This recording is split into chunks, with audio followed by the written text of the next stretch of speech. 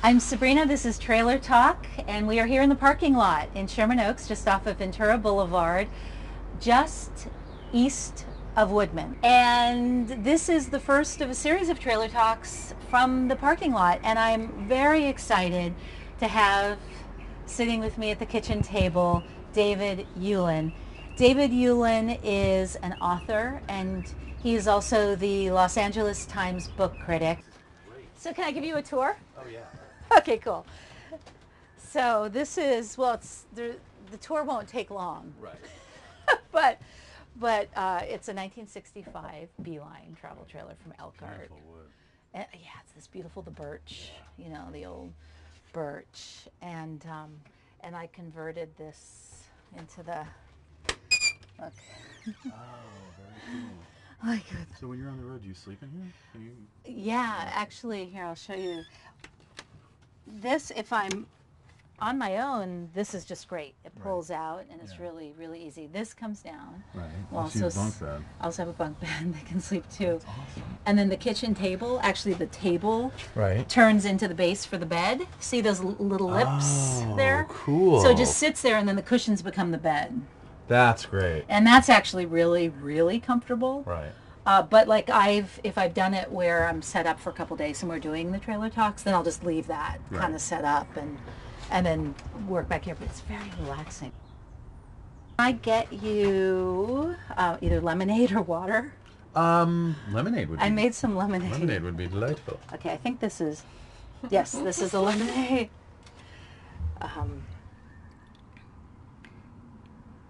There you go. Excellent. Thank you very much. You're welcome. Let's grab some water. I made homemade brownies as well. Wow. I figured it's a good way to start the morning. It's not a bad way to start the morning. I had two already, and they got me going. I know she had to. He has written many things, and I'm going to share with you some of the things that he has written. The Lost Art of Reading, Why Books Matter in a Distracted Time. I'd be curious to talk to you about that. This idea of distraction and what that means right now in the early 21st century. He is the author of The Myth of Solid Ground, Earthquakes, Prediction, and the Fault Line Between Reason and Faith. Also, the book Cape Cod Blues. What year was that? 1992. Okay. That's a long time ago. Book of poems as well.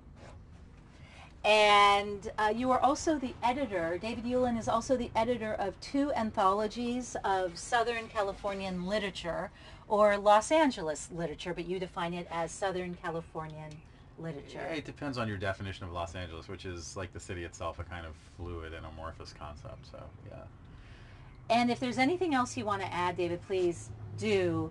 I know that you're also writing a piece about neighborhood walking, about memory and identity creation.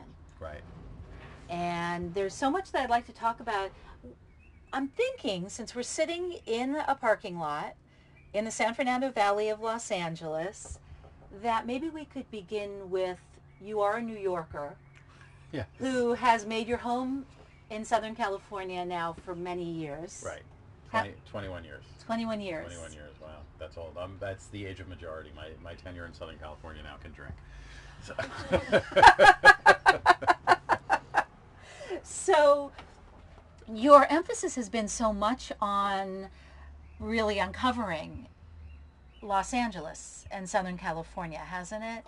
It's been one emphasis. It was kind of an accidental emphasis. Partly because when I decided to move here in the late 1980s, everything stems from reading for me. So when I decided to move here or when I began really to think about moving here in the late 1980s, even before I decided to move here, I had a very close friend who lived here, and I spent a lot of time visiting, but I wanted to kind of learn something about the city, and my natural sort of default mechanism for learning anything is to read about it. So I started exploring the literature of the city. I mean, that almost sounds too programmatic. I started reading books about Los Angeles or books from Los Angeles without any real sense of mapping a territory, but I began to realize, even again before I moved here, that there was a lot of interesting work that was operating kind of below the radar in the sense that it was standing against cliche, right? That there were all these, obviously, there were all these cliches about Los Angeles. Growing up in New York,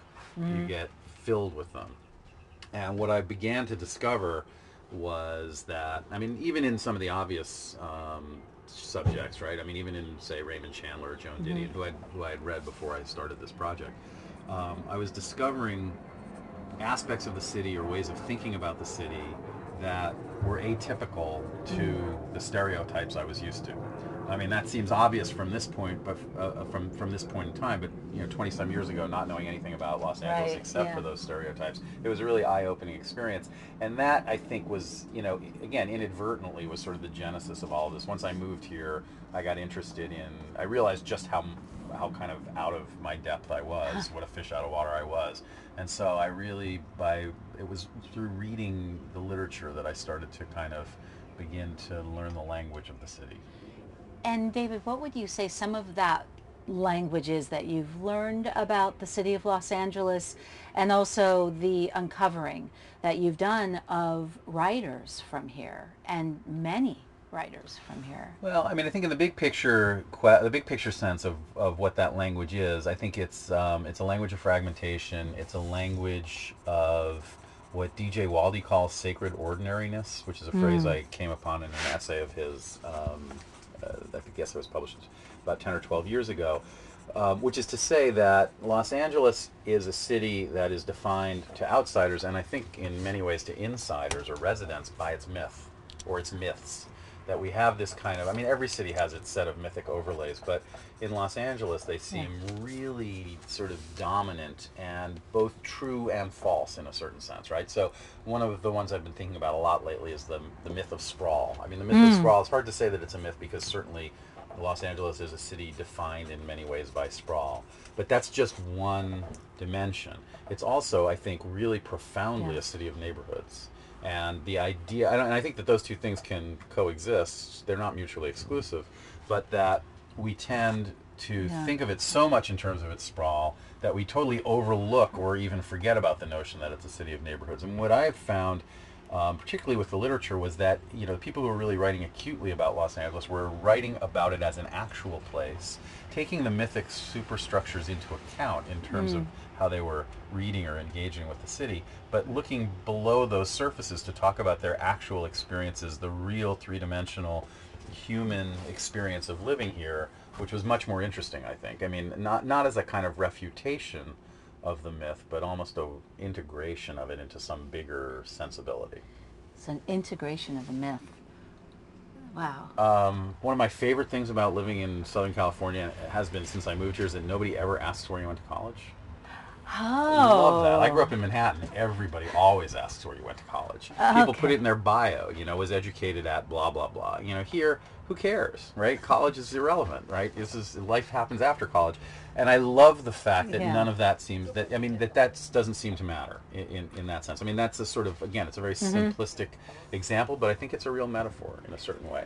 I also think that, to talk about my own experience, when I was in New York, I moved here just before I turned 30. And when I was in New York trying to sort of begin a career as a writer, it was very difficult to break in. There were, first of all, I think writers like me were a dime a dozen, and so it was very difficult to break in. You needed to have some kind of connection or some kind of way to get your foot in the door. I came out here and had a couple of phone numbers that people had given me, and within a few months I was writing features for the LA Times. I was able to kind of work, and so it felt a little more porous. Now that, again, that's a personal experience. I don't know how universal that experience is, but it felt like there was room to move, that I could, that someone could come in with the same sort of inexperience or handful of clips that I had in New York that I was getting no traction with. I was able to get traction here, and that always kind of resonated for me. It felt like the city was open in a certain sense. I mean, I think that's also another one of its cliches and its myths, but I think there is some truth to it. Right, because I think of the dreamers and, of course, Hollywood and anything's possible, and those myths of the city, of what are the other ones I'm trying to think of, but of finding your... Well, the reinvention myth. Yes, the the reinvention. The reinvention myth, which is a big one. I think the whole notion of finding your whatever it is, your destiny, your fantasy, whatever. I mean, there is a flip side to that, which is that when if you come out here, well, I mean, I don't want to over mythologize it, but let's just say this is the end of the continent. I mean, I also think about physical geography, right? Mm-hmm. So if you're moving west for whatever reason from wherever you're from, whether to get away from something or to get to something, you can keep moving west to a certain point. You get here and there's nowhere else to move. I mean, you can go to Hawaii, you can get on a boat or a plane and leave the continent, but in terms of the continent, you're at Land's End. So that provides an interesting tension, because if you don't get what you want, or you don't somehow succeed in the reinvention thing, then your back's against the wall. And so I think that creates a counter myth, which is the noir myth, or the kind of what you could call the sunshine. It's not my phrase, but what's called, or what I've heard referenced as the sunshine noir dialectic, where on the one hand you've got kind of the sunshine myth of sort of LA as endless possibility, et cetera, and then the underside of it is the noir myth, which is what happens when your possibility turns sour. Right.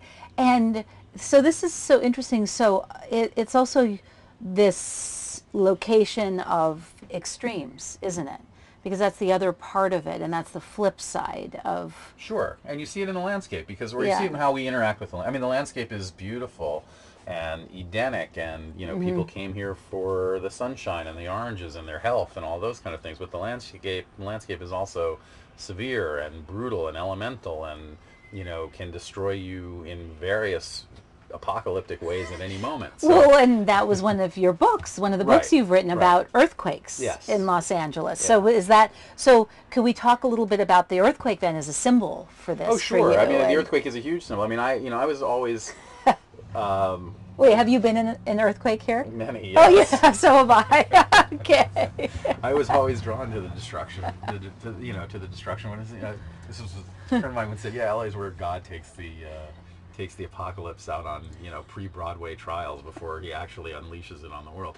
And I mean it's not just earthquakes. I mean, it's sort of everything, right? I mean, the joke is fires. The joke is, of course, Los Angeles has 4 seasons: fire, flood, earthquake, and drought. And and I kind of it's a gallows humor kind of thing. But I do think that there's something really interesting. How do I want to put this? I think that the psychology of a city, any city, has a lot to do with the physical landscape of the city, the kind of the geography, the nature of the city in some way. And I think LA is a perfect case in point in that sense. I mean, I think that the kind of promise or the myth, the sort of Edenic Lotus Land myth is, grows out in a certain way of the tension of it. That kind of myth can only exist if it's always in danger of being erased.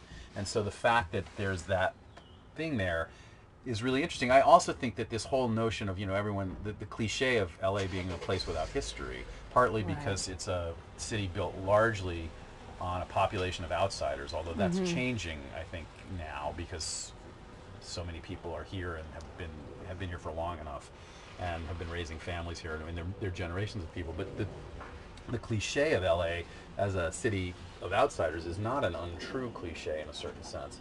And so that contributes to a certain lack of history, because people don't have the deep roots that they might have in the city that they were born and raised in. But I also think that it is the physical landscape, that if you live or build a city in a physical landscape that is constantly kind of erasing itself, that colors how we think about things like landmark preservation, sort of cultural history, all those kind of things. It always can be erased. The stories can always be changed, because that's the nature of the place in a certain sense.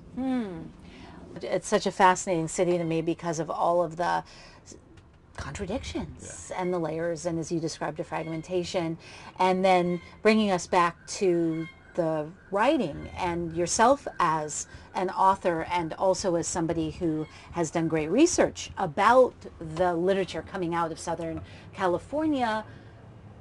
How would you, what ties it together? Is there something in terms of the characteristics of of the writing, or something in particular that you have become fixated on? Well, I think what interests me about it, or what I think I've noticed about it, is that what ties it together is that nothing ties it together.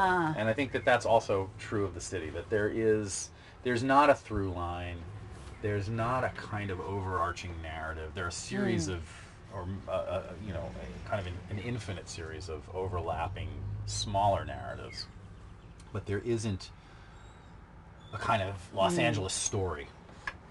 And I've come to think that that's the defining sort of ordering principle, that there is no order, right? Chaos is the order. And I love that. I mean, that actually is, once I came to terms with that, I began to really appreciate what the city was. I think you see it in the fact that there is no, or at least I don't think there is, a defining literary statement about Los Angeles. There's no vast LA novel, right? There's not a Bonfire of the Vanities or Tales of the City or Adventures of Augie March or Studs Lonigan or whatever. There's not that kind of book. And when people try to write that kind of book, they fail. More effective, and I think more organic to the way the city works, go back to Waldy's Sacred Ordinariness, are these smaller stories, whether fiction, nonfiction, poetry, whatever, but smaller, more particular narratives that get inside the myth or inside the myths and talk about the particularity of individual life. And so we then piece together from those narratives our own larger narrative in much the same way that we piece together from our neighborhoods or our commutes or where we spend time the smaller, more individual narrative of our life in the city. And again, I think that's probably true in every other city, but it seems more pronounced here because of the nature of the physical and also emotional nature of the city. So you end up with pieces, essays, or stories like, say, Janet Fitch in White Oleander really writes about Los Angeles' neighborhoods. I mean, that novel is set in a succession of neighborhoods, and it's one of the most effective books I've seen that really evokes the neighborhood quality of the city. Bernard Cooper, in his memoirs and his personal essays, is really writing about something that in another city we might take for granted, which is a young boy coming of age, coming to terms with his sexuality, coming to terms with his identity. It's the most personal of stories. But in Los Angeles, where we don't think about the city as a landscape for those kind of personal stories, we think, when we think about the city, we tend to think about it broadly as this sort of broad mythic structure. It's kind of revolutionary to tell a story that small and that direct, and that much about the particular rather than the general. Once I got here, I hated it for a long time, for a few years, because I kept comparing it to New York, and it doesn't. They're two totally different cities. Although actually, psychically, they're not so different, but physically, they're quite different. And it was only when I stopped comparing that I began to sort of take Los Angeles on its own terms that I began to really feel comfortable in a certain way living here. Although I wouldn't say I feel completely comfortable living here, and that's part of the reason that the city fascinates me so much. I like the idea of being an outsider, of being a lifer rather than a native. A lifer. I'm a lifer. Of being, a lifer. That's. I mean, I may leave at some point, but I don't, but I consider myself to be a lifer. I'm here. You may have, you'll have served your time. My time, right? I may get paroled, but at the moment, I'm still serving the sentence. But what I became aware of, and I became aware of it through writing about the city and writing about the literature of the city, was that I was engaged in a constant act of translation, because the city didn't make sense to me as a fundamental. This goes back also to that question of a traditional urban environment. You sort of create the environment in the city that you want, or try to, and I've tried to do that also. But I'm also very aware of the fact that the city operates on different terms than the city I grew up in does, and that I have to sort of constantly make translations, whether it's the most sort of simplistic translation. For me, I knew what the visual language of New York was. I could tell by looking around what kind of neighborhood I was in. Whether I was in a commercial neighborhood or a residential neighborhood, whether I was in a high-end neighborhood or a low-end neighborhood, whether I should be wary of what was going on the streets or whether I could be comfortable. In Los Angeles, every neighborhood has houses with lawns and palm trees, so the visual cues are different. and I had to, figure out that kind of thing. I was used to street life as a kind of pedestrian. I mean, this comes back to the pedestrianism thing. I was used to street life as a kind of pedestrian function. This is a city where you can literally go from your home to your office and back without ever setting foot outside, right? From your attached garage into your car to your underground parking space, up the elevator to your temperature-controlled office and back.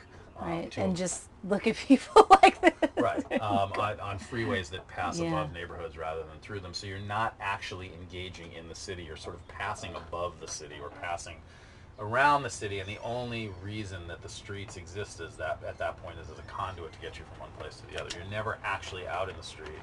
You're never actually engaging with other people in the street.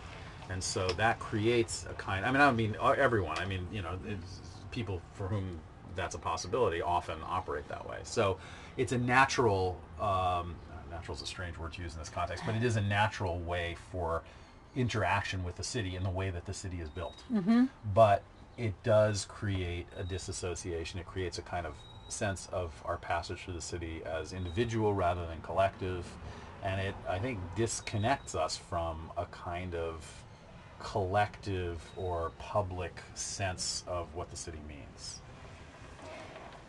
Does this connect at all to your current project, which is a book about walking, and your own, I don't know, some sort of exploration into what walking provides? It probably does. Or can facilitate in some way? I don't know. No, it probably does. I mean, I walk a lot in the city. I have always walked a lot in the city. I would love Los Angeles to be more of a pedestrian city, so I feel like I'm making it for myself a pedestrian city by simply doing that. As far as the streets as public space, for me, because there's so few other people on the streets, it's hard to think of them as public space in quite that way. Although sometimes, and I think there are places in the city where there is the kind of organic pedestrian public space is starting to develop. So I think of those things that way. For me, it's more, it's a way of being rooted in place, I think. Walking is a way. By slowing down, by immersing in my own sort of immediate physical environment, physically immersing in my own physical environment, taking my time. And you talked about earlier in our conversation about memory and identity. I mean, I think also for me, I walk partly as a process of memory triggering. This is much more conscious than it actually is, or I'm making it sound much more conscious than it actually is. It's just sort of what I think about afterwards. But I walk and remember. I mean, it is a kind of trigger. The ghosts are always there. You walk by places where, people have lived, or you've had experiences, or you've done things, or certain things have happened.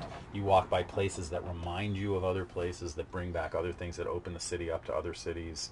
I mean, I often walk when I'm stuck on something just because I think that the getting away from the desk really helps. I mean, for me, it's more about thinking about, the essays that essay has arisen more from thinking about walking rather than, I didn't come up with the essay while I was walking, but it is, that essay sort of, part of it is about walking in Los Angeles and part of it's about walking in New York.